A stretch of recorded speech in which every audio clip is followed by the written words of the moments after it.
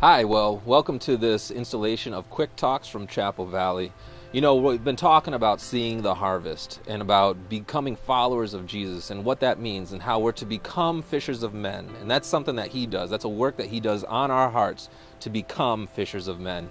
And something that we had talked about that I really just wanted to remind ourselves of and to reiterate is that in Luke chapter 5, when Jesus was talking to the disciples and he says, I want you to go out and launch into the deep and cast down your nets. Right? The disciples had struggled all day, all night to catch fish, and they got nothing. These were professional fishermen. They knew what to do. They knew how to do it, but they caught nothing, and they were tired. And Jesus is like, well, I want you to go out into the deep, and I want you to cast down your nets. And Peter says, well, Lord, I will go, and we will cast down our net.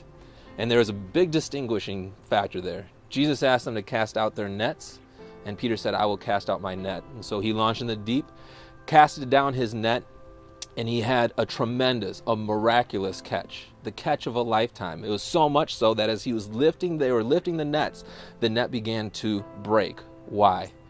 Because it was the catch of a lifetime, and rather than casting out their nets, they only casted out their net. And it was such a great catch that as they filled the boats and they were going back to shore, the boats began to sink because it was a catch of a lifetime, and they were meant to cast out their nets. And I really want that to be a challenge to us, is what is the Lord asking us to do? Are we just walking in half obedience? And are we saying, well, Lord, I know you want me to talk to that person, so I'm just going to go say hi?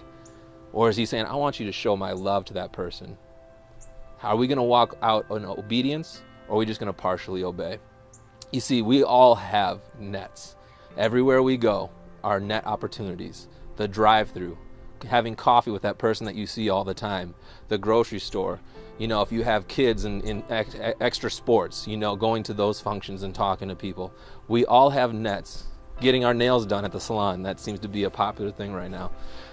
We all have nets, and he's saying, I want you to cast out your nets. Hear my voice, cast out your nets, and watch me do the supernatural.